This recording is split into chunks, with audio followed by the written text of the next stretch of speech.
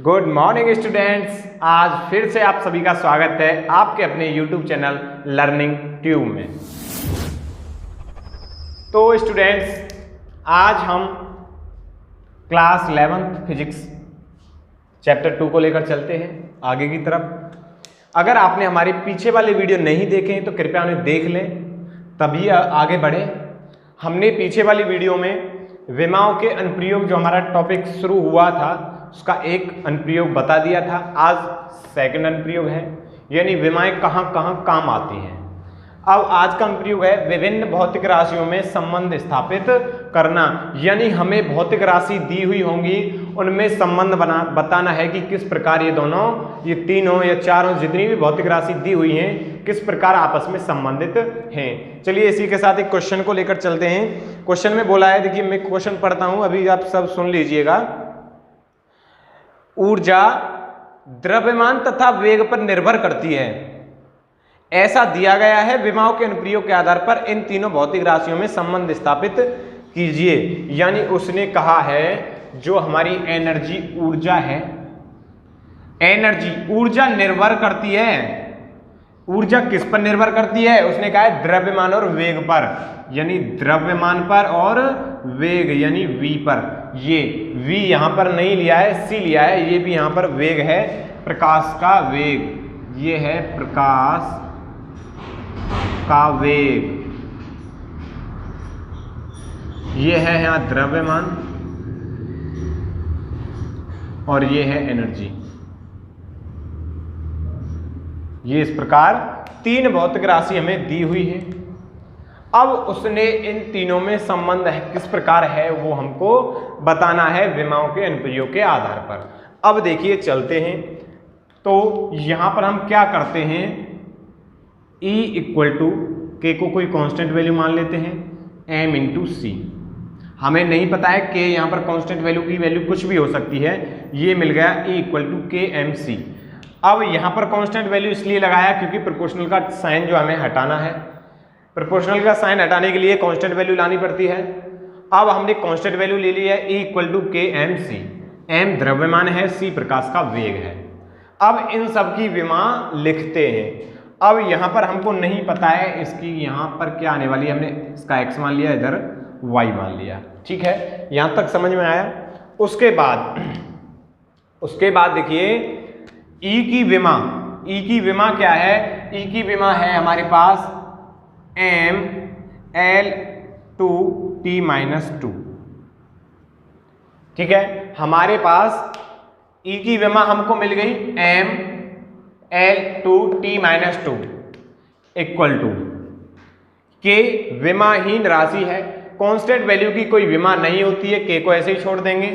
m की विमा क्या है? m की विमा है m 1 l 0 t 0 की पावर x लगी हुई है, यहां पर भी x लगा देंगे, इनटू c है वेग, वेग की विमा होती है m 0 l 1 t माइनस 1 की पावर y लगी हुई है, यहां पर y लगा देंगे। इतना आशा करता हूं समझ में आया होगा। उसके बाद देखिए, उसके बाद क्या करते हैं, अब इसको ऐसे ही लिखा रहने देते हैं m l 2 t माइनस 2। इन दोनों का ये जो है और ये जो है, इन दोनों का गुणा अंदर कर लेते हैं। m की पावर 1 m की पावर x है, तो ये हो जाएगा m की पावर x। l की पावर 0 है, 0 का गुणा x के साथ 0। t की पावर 0 है, 0 का गुणा ये भी 0।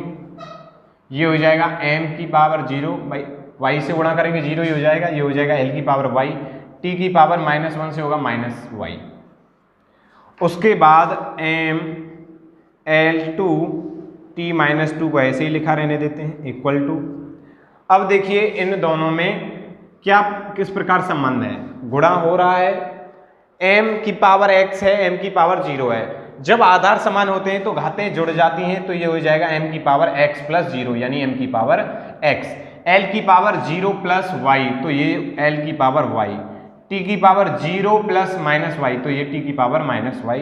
इतना आशा करता हूं समझ में आ गया होगा। उसके बाद हम घातों की कंपेयर करते हैं, यानी पावर की कंपेयर करते हैं ऐसे, और y की कंपेयर करते हैं इससे, और इसकी कंपेयर करते हैं इससे, ऐसे। तो देखो 1x तो x equal to 1, y equal to 2 और minus y equal to -2, minus y equal to -2, minus से माइनस कैंसिल, y की वैल्यू 2 ही आ गई, y की वैल्यू 2 और x की वैल्यू 1। ये हमने यहां से निकाल लिया है। ये पहले E बराबर हमको दिया था E प्रोपोर्शनल टू MC, यानी इन दोनों पर निर्भर करता है ऊर्जा। ऊर्जा की विमा यहाँ लिखी, M की विमा यहाँ लिखी, C की विमा यहाँ लिखी, पावर XY लगा लिया है। इसको अंदर भेजते हैं तो ये हो जाता है, इसको अंदर भेजते हैं तो ये हो जाता है। इन दोनों में M M, L L और T T की विमा को जोड़ लेते हैं। जब जोड़ लेते हैं तो यहाँ भी M L T M L T, जो पावर है उनकी कंपेयर करते हैं। x की कंपेयर 1 के साथ करेंगे, x इक्वल टू 1 आ जाएगा। y की कंपेयर 2 के साथ करेंगे, यानी l की जितनी पावर है, l की पावर यहाँ 2 है, l की पावर यहाँ y है, तो l की पावरों की दोनों की कंपेयर करते हैं तो y इक्वल टू 2 आता है। यहाँ t की पावर की कंपेयर करते हैं, माइनस y इक्वल टू -2 आता है, तो y इक्वल टू हमारा यहाँ पर भी 2 हो गया। तो हमें ये मिल गया। अब इसको हम इक्वेशन फर्स्ट मान लेते हैं। इसे यहाँ पर लिखेंगे x, y का मान समीकरण फर्स्ट में रखने पर। अब जब इन दोनों में वैल्यू रखते हैं तो ये हमारा आ जाता है E इक्वल टू के M की पावर x यानी 1, C की पावर y यानी 2। K कांस्टेंट यहाँ वैल्यू 1 होती है, K को छोड़ देते हैं। E इक्वल टू mc², ये हमारा एक फॉर्मूला होता है। अब समझ में आया ऊर्जा द्रव्यमान और वेग पर किस प्रकार निर्भर करती है। आशा करता हूं समझ में आ गया होगा। ये हमारा जो है विमाओं के अनुप्रयोग में दूसरा अनुप्रयोग था, विभिन्न भौतिक राशियों में संबंध स्थापित करना, जहां हमने ऊर्जा और द्रव्यमान और वेग में संबंध स्थापित किया है, यानी ऊर्जा द्रव्यमान और वेग पर किस प्रकार निर्भर करती है।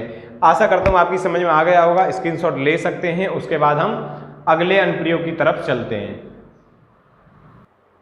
तो आइए स्टूडेंट्स, इसी के साथ हम अगले क्वेश्चन की तरफ चलते हैं।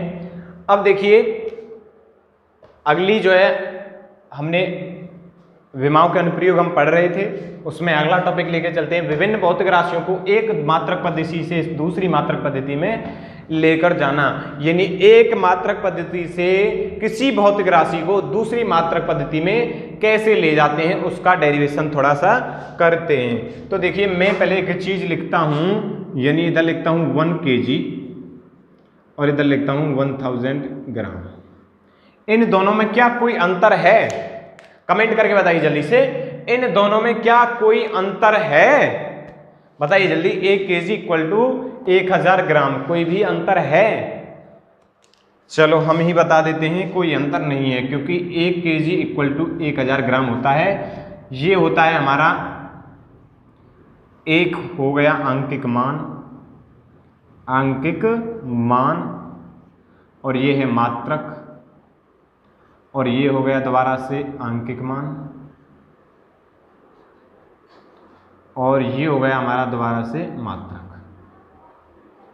अब देखिए, मान लीजिए 1 kg में मान लीजिए हमारे 2 डिब्बे आते हैं।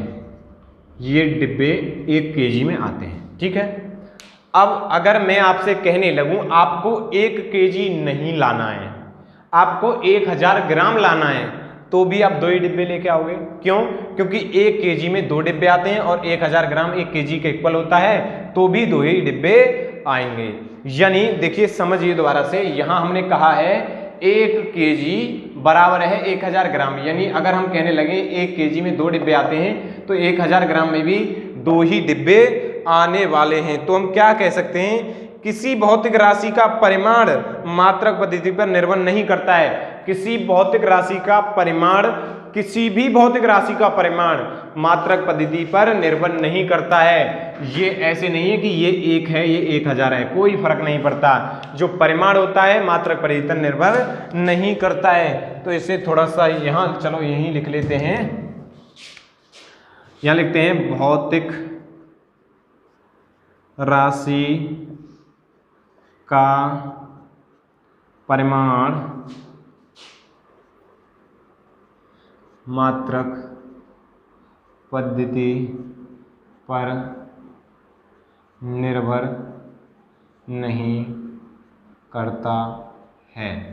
अब देखिए समझ में आया, भौतिक राशि का परिमाण जो होता है वो मात्रक पद्धति पर निर्भर नहीं करता है। ऐसा नहीं है कि 1 और ये 1000 में कोई अंतर हो, बस फर्क है केजी और ग्राम का थोड़ा सा अंतर है, लेकिन 1 केजी जितना होता है उतना ही 1000 ग्राम होता है। अब देखिए इसको हम ऐसे लिख सकते हैं, कैसे लिख सकते हैं कि आंकिक मान को n मान लेते हैं, n1, केजी को u1 यूनिट 1 इक्वल टू, इसको n2 मान लेते हैं और ये हो जाएगा u2, ठीक है। उसके बाद n1 को n1 ही रहने देते हैं और u1 को m मान लेते हैं, mlt, ये सब 1 हो जाएगा और इसकी पावर a, इसकी पावर b, इसकी पावर c। ऐसे ही n2 और u2 में मान लेते हैं हम m की पावर a, l की पावर b, t की पावर c, और ये सब हो जाते हैं 2 के साथ। उसके साथ अगर हम n2 की वैल्यू निकालें, n2 क्या है हमारे पास, दूसरा अंकिक मान, तो मात्रक पद्धति बदलने पर अंकिक मान में थोड़ा सा अंतर आ जाता है। देखो यहाँ 1 है, यहाँ 1000, तो मात्रक पद्धति जब बदलते हैं तो कैसे कैसे बदलते हैं, n2 की वैल्यू अगर यहाँ से निकाली जाए तो देखो n2 की वैल्यू निकाली जाए तो ये सब डिवाइड में आने वाला है, तो डिवाइड में आने वाला है तो ये हो जाएगा हमारे पास n1 m1 की पावर a, l1 की पावर b, t1 की पावर c अपॉन m2 की पावर a, l2 की पावर b और t2 की पावर c, ये सब हो जाएगा। अब देखिए इसको यहाँ सॉल्व करते हैं, आगे इसको यहाँ सॉल्व करते हैं तो कैसे सॉल्व होगा, देखिए n1 को अलग, n2 इक्वल टू n1 को ऐसे लिख लेते हैं। उसके बाद देखिए m1 अपॉन m2 ऐसे लिख लेते हैं, m1 अपॉन m2 ऐसे।